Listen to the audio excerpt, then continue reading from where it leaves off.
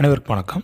இந்த வீடியோவில் TRB polytechnic chemistry 2021 அதாவது டிசம்பர் 10 நடைபெற்ற டிஆர்பி பாலிடெக்னிக்கோட சால்வ்டு கொஸ்டின்ஸ் பார்க்க போகிறோம். இது எல்லாமே மெமரி பேஸ்ட் கொஸ்டின்ஸ். மெமரியில் உள்ள கொஸ்டின்ஸ் மட்டும் இந்த வீடியோவில் நம்ம சால்வ் பண்ண போகிறோம். அப்புறம் இந்த எக்ஸாம் பற்றி நம்மளுடைய ஆன்லைன் ஸ்டூடெண்ட்ஸ் எல்லாருமே கால் பண்ணி சொல்லியிருந்தாங்க. ரொம்ப ஈஸியாக இருந்தது, எல்லாமே ரொம்ப சிம்பிள் கொஸ்டின்ஸ், பேசிக் கொஸ்டின்ஸ், டைரக்ட் கொஸ்டின்ஸ் அப்படின்னு சொல்லிட்டு எல்லாருமே எனக்கு கால் பண்ணி சொல்லியிருந்தாங்க. அதே போல் இந்த எக்ஸாமில் வந்துட்டு கட் ஆஃப் வந்து அதிகமாக இருக்கும். அப்போ ஈஸிங்கிறப்போ கட் ஆஃப் வந்து என்ன ஆகும், இன்னும் கொஞ்சம் எக்ஸ்ட்ரா அதிகமாக தான் போகும். அப்போ இந்த கொஸ்டின்ஸ் ஈஸியை வச்சு ஒன்றுமே செய்ய முடியாது. என்ன செய்யணும், போஸ்டிங் வேணும், அதுதான் இம்பார்ட்டன்ட். கொஸ்டின்ஸ் ஈஸியாக இருக்கலாம், ஒரு 30 கொஸ்டின் 40 கொஸ்டின் ஈஸியாக இருக்கலாம், ரிமைனிங் 100 கொஸ்டின்ஸ் இருக்குது. அப்போ அது எல்லாத்தையும் உங்களுக்கு வந்து கேல்குலேட் பண்ணி பார்க்கும்போது மார்க் அப்படியே என்ன செய்யலாம், குறையலாம். ஒரு சில கொஸ்டின்ஸ் ஈஸியாக இருக்கும்போது என்ன ஆகும், உங்களுக்கு ஈஸியாக இருந்த மாதிரி தெரியும். பட் ஓவராலாக அதை நீங்கள் வந்து அனாலிசிஸ் பண்ணும்போது மார்க்ஸ் வந்து அதில் என்ன செய்யலாம், கம்மியாகலாம். அதனால் கொஸ்டின் ஈஸியை பற்றி பிரச்சனை இல்லை, போஸ்டிங் வாங்கணும், அதுதான் வந்து ரொம்ப முக்கியம். ஓகே, அப்போ எல்லாருக்குமே இந்த எக்ஸாம் ரொம்பவே ஈஸியாக இருந்தது. பட் போஸ்டிங் வாங்கிறது யாரெல்லாம் அப்படிங்கிறத நம்ம பொறுத்திருந்து பார்க்கல. இப்போ இந்த வீடியோவில் ஒரு சில சால்வ்டு கொஸ்டின்ஸ் மட்டும் நம்ம பார்க்க போகிறோம். முக்கியமான கொஸ்டின்ஸ் இருக்குது, எல்லாத்தையும் நம்ம பார்த்துடலாம். இது எல்லாமே மெமரி பேஸ்ட் கொஸ்டின்ஸ். அதில் ஃபஸ்ட் கொஸ்டின் பார்த்தீங்கன்னா டேஃபல் ஈக்குவேஷன். டேஃபல் ஈக்குவேஷன் என்னது, I = I0 e⁻1 - alpha eta f/RT. இதுதான் என்ன அப்படின்னு பார்த்தீங்கன்னா இந்த டேஃபல் ஈக்குவேஷன். அடுத்த question, number of microstates for P2 configuration. இப்போ P2 கான்ஃபிகரேஷனுக்கு எப்படி இந்த நம்பர் ஆஃப் மைக்ரோஸ்டேட்ஸ் கண்டுபிடிக்கிறது? இப்போ அதுக்கு ஃபார்முலா, இந்த number of microstates is equal to n factorial by n factorial small n factorial n minus R factorial. அப்போ இதில் அந்த டோட்டல் நம்பர் ஆஃப் எலக்ட்ரான்ஸ் எத்தனை, டோட்டல் நம்பர் ஆஃப் எலக்ட்ரான்ஸ் வந்துட்டு 6 ஃபேக்டோரியல். அதுக்கு அடுத்தது எத்தனை எலக்ட்ரான் இருக்குது, 2 எலக்ட்ரான் இருக்குது, அதுக்கு வந்துட்டு 2 ஃபேக்டோரியல் போட்டாச்சு. அப்போ இதில் n, அப்போ n வந்து 6, இதில் வந்து r வந்து 2, அப்போ 6 - 2 வந்து எவ்வளவு, 4 ஃபேக்டோரியல். இப்போ p வந்துட்டு 6, r வந்துட்டு 2. அப்போ பார்த்தீங்கன்னா 6 × 5 × 4 × 3 × 1 6 ஃபேக்டோரியலுக்கு இப்படி எழுதணும். அதுக்கப்புறமா 2 ஃபேக்டோரியல், அதுக்கப்புறமா இது வந்துட்டு n மைனஸ் r. அப்போ n 6 - 2 வந்துட்டு 4 ஃபேக்டோரியல். அப்போ கீழே 4 × 3 × 2 × 1 அது போட்டாச்சு. மேலேயும் என்ன இருக்குது, 4 3 2 இருக்குது, ரெண்டையும் கேன்சல் பண்ணிவிடுங்க.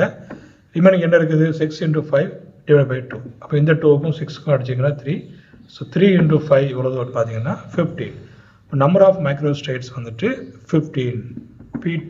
P2 கான்ஃபிகரேஷனுக்கு இந்த நம்பர் ஆஃப் மைக்ரோஸ்டேட்ஸ் 15. அடுத்தது number average molecular weight can be determined by. அப்போ எந்த மெத்தட் மூலமாக இந்த நம்பர் ஆவரேஜ் மாலிகுலர் வெயிட்டை கண்டுபிடிக்கிறது, ஆஸ்மாமெட்ரியா, லைட் ஸ்கேட்டரிங்கா, செடிமெண்டேஷனா? ஓகே, அப்போ நம்பர் ஆவரேஜ் மாலிகுலர் வெயிட் வந்து ஆஸ்மாமெட்ரி மெத்தட் மூலமாக என்ன செய்யலாம், கண்டுபிடிக்கலாம். அடுத்த கொஸ்டின், லாங்மர் அட்சார்ப்ஷன். அப்போ Langmuir adsorption based on chemical adsorption, physical adsorption, multilayer, physical and chemical adsorption. அப்போ லாங்மர் அட்சார்ப்ஷன் வந்துட்டு physical adsorption. Physical adsorption is the correct answer. Multilayer கிடையாது, கெமிக்கல் அட்சார்ப்ஷன் கிடையாது, both physical chemical adsorption எதுவும் கிடையாது, physical adsorption. அடுத்த question, Maxwell relation for change in enthalpy. இப்போ change in enthalpy DH = TdS + VdP. அப்போ இந்த Maxwell relation நம்ம வீடியோவில் போட்டிருந்தோம், அந்த ஒரே கல்லில் 25 மாங்காய் அப்படிங்கிறத. அப்போ அந்த வீடியோவை கரெக்டாக பார்த்துருந்தீங்கன்னா A to Z அதில் உள்ள எல்லாத்தையுமே கிளியராக படித்து வச்சுருந்தீங்கன்னா இந்த கொஸ்டின் அழகாக ஆன்சர் பண்ணியிருக்கலாம். Maxwell relation for change in enthalpy DH = TdS + VdP. அப்போ அதை எப்படி செய்யணும், TPSV போட்டு விடணும். அதுக்கப்புறமா UHAG அப்படின்னு சொல்லியிருந்தேன், UHAG. இப்போ கேட்டிருந்தது என்ன, என்தால்பி. அப்போ இங்கேருந்து கீழே இருந்து இங்கே வரணும், இங்கேருந்து இங்கே போகணும். அப்போ TdS + VdP பாருங்க. அப்போ இங்கேருந்து இங்கே போனால் T, அப்புறமா change in entropy plus VdP. அப்போ இப்படி இந்த ட்ரிக்கை ஞாபகம் வச்சுருந்தாச்சுன்னா இந்த கொஸ்டினுக்கு ஈஸியாக பண்ணியிருக்கலாம், ஆன்சர் எழுதியிருக்கலாம். அடுத்தது இந்த trick DPSP DH is equal to DTS, DPSP DH is equal to DTS plus VDP. அடுத்த கொஸ்டின் பாருங்கள், selection rule for pure rotational Raman spectra. Very very simple question, direct question. அப்போ இதில் del j is equal to plus or minus 1 plus or minus 2 plus or minus 3, del j is equal to 0 plus or minus 2, del j is equal to plus or minus 1. அப்போ இந்த pure rotational Raman ஸ்பெக்ட்ராவுக்கு selection rule வந்துட்டு del j is equal to 0 plus or minus 2. அடுத்த question, quantised vibrational energy for simple harmonic oscillator. இந்த energy எல்லாம் கொடுத்துக்கிறாங்க, என்ன option? அப்போ இந்த EV is equal to V plus half h nu, EV is equal to half h nu, EV is equal to V plus half h nu. இப்போ இதுக்கு வந்து option A is the correct answer, V plus half h nu is the correct answer.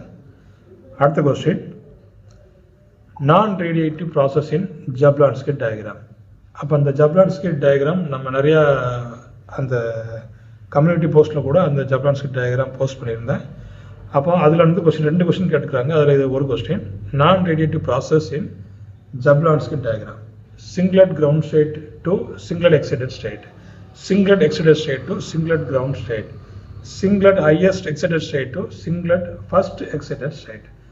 அப்போது இந்த நான் radiative ப்ராசஸ்னால் meaning என்ன? அந்த radiation இருக்காது. அப்போ ஒன்று ஹீட் எனர்ஜி அந்த மாதிரி ஏதாவது அந்த மாதிரி ப்ராசஸ் என்ன சொல்கிறோம், நம்ம இந்த நான் ரேடியேட்டிவ் ப்ராசஸ் அப்படின்னு சொல்கிறோம். அப்போ அதில் வந்துட்டு ஆப்ஷன் இது வந்துட்டு கிரவுண்ட் ஸ்டேட்டில் இருந்துட்டு எங்கே போகுது, எக்ஸைட் ஸ்டேட் போகுது, இது கிடையாது. அடுத்தது எக்ஸைட்டட் ஸ்டேட்லேருந்து சிங்கிள் கிரவுண்ட் ஸ்டேட்டுக்கு வருது, இது வந்து ஃப்ளோரசன்ஸ், இது கிடையாது, இது ரேடியேட்டிவ் ப்ராசஸ். அடுத்தது வந்துட்டு singlet ground state highest excited state, அதாவது இப்போ S2, okay, S2 to singlet first excited state, இப்போ S2 டு S1. இப்போ இது வந்து ஒரு நான் ரேடியேட்டிவ் ப்ராசஸ். அப்போ இது வந்துட்டு என்னது கரெக்ட் ஆன்சர். அடுத்து பார்த்தீங்கன்னா Raman active irreducible representation in C2V point group is. Raman active irreducible representation in C2V. அப்போ C2Vல இந்த ராமன் ஆக்டிவ் உள்ளது இதெல்லாம். அப்போ சப்போஸ் இப்போ வந்து C2V வந்து H2O வாட்டர் மாலிக்யூல் வந்துட்டு வாட்டர் மாலிக்யூலான பாயிண்ட் குரூப் வந்து C2V. அப்போ இந்த கேஸில் எல்லாமே வந்துட்டு Raman active and IR active. அப்போ இதில் நமக்கு என்ன வரும் அப்படின்னாச்சுன்னா 2A1 + B2, இதை irreducible representation 2A1 + B2 நமக்கு இது கிடைக்கும். அப்போ இதில் எல்லாமே என்னது ராமன் ஆக்டிவ். அப்போ இதில் ஆப்ஷன் வந்துட்டு A1, அதே போல் ஆப்ஷன் வந்துட்டு B2. அடுத்தது, in Helmholtz Perrin model the shape of the graph is. Helmholtz Perrin மாடலில் அந்த கிராஃபோட ஷேப் எப்படி இருக்கும் அப்படின்னாச்சுன்னா அந்த டிஸ்டன்ஸ் மூவ் ஆக அது வந்துட்டு என்ன ஆகும், இந்த மாதிரி லீனியராக போயிட்டே இருக்கும். அப்போ இதில் ஆப்ஷன் என்ன கேட்டிருக்காங்க, அப்போ ஸ்ட்ரெயிட் லைன், பேரபோலா, யூகர் ஆப்ஷன். இது வந்துட்டு ஸ்ட்ரெயிட் லைன். ஹெல்ம்ஹோல்ட்ஸ் பெரின் மாடலில் வந்துட்டு அந்த கிராஃபோட ஷேப் எப்படி இருக்கும், ஸ்ட்ரெயிட் லைனாக இருக்கும். அப்போ இந்த கொஸ்டினை பொறுத்த வரைக்கும் என்னோடய ஸ்டூடெண்ட்ஸ் எல்லாருமே கால் பண்ணி சொல்லியிருந்தாங்க. எல்லா கொஸ்டின்ஸுமே ஈஸி தான். மேக்ஸிமம் 90-95% கொஸ்டின்ஸ் நம்மளுடைய கொஸ்டின் பேங்க்ல இருந்து வந்தது. அதே போல் நம்ம நடத்தின இந்த யூடியூப் வீடியோஸ்லேருந்து நிறையா கொஸ்டின்ஸ் கேட்டுக்கிறாங்க. அப்படின்னு நிறைய பேர் சந்தோஷப்பட்டாங்க. ரொம்பவே ஈஸியாக இருந்தது, உங்களுடைய யூடியூப் வீடியோஸ் எல்லாமே ரொம்பவே யூஸ்ஃபுல்லாக இருந்தது அப்படின்னு சொல்லியிருந்தாங்க. ஓகே, ஃபீட்பேக் சொன்ன அனைவருக்கும் மிகுந்த நன்றியை தெரிவித்துக் கொள்கிறேன். இதில் வந்துட்டு கொஸ்டின்ஸ் ஈஸி தான், பட் என்ன பிரச்சனை அப்படின்னா கட் ஆஃப் வந்து இன்னும் அதிகமாகும். கொஸ்டின்ஸ் ஒருத்தருக்கு ஈஸின்னா எல்லாருக்குமே அது வந்து ஈஸி தான். அப்போது அந்த கொஸ்டின் ஈஸியாக இருக்கிறது பிரச்சனையே இல்லை, போஸ்டிங் வாங்குறது தான் பிரச்சனை. அப்போ இதில் வந்துட்டு போஸ்டிங் கிடைக்கணும், அதுதான் வெரி வெரி இம்பார்ட்டன்ட். அப்போ வந்து அந்த கட் ஆஃப் மார்க்கு நிறையா இருக்கும். மேக்ஸிமம் இந்த முறை 150க்கு மேலே எதிர்பார்க்கலாம். கட் ஆஃப் வந்துட்டு 150க்கு மேலே இருக்கும். ஏன்னா எல்லாமே ஈஸியான questions, basic question, direct question அப்படின்னு சொல்லி எல்லாருமே சொல்லியிருந்தாங்க. இப்போ கண்டிப்பாக அபவ் 150 கண்டிப்பாக இருக்கும். அதனால் இந்த போஸ்டிங் வருதா அப்படின்னு சொல்லிட்டு எக்ஸ்பெக்ட் பண்ணுங்கள். போஸ்டிங் கிடைச்சதுன்னா வாழ்த்துக்கள். அப்புறமா இதில் வெற்றி பெற்ற பிறகு என்ன பண்ணுங்கள், எனக்கு உங்களுடைய வெற்றியின் தகவலை எனக்கு என்ன செய்யுங்க தெரிவிங்க. ஓகே, அடுத்த வீடியோவில் அடுத்த சால்வ்டு கொஸ்டின்ஸ் நம்ம என்ன செய்யலாம் பார்க்கலாம். தேங்க்ஸ் ஃபார் வாட்சிங்.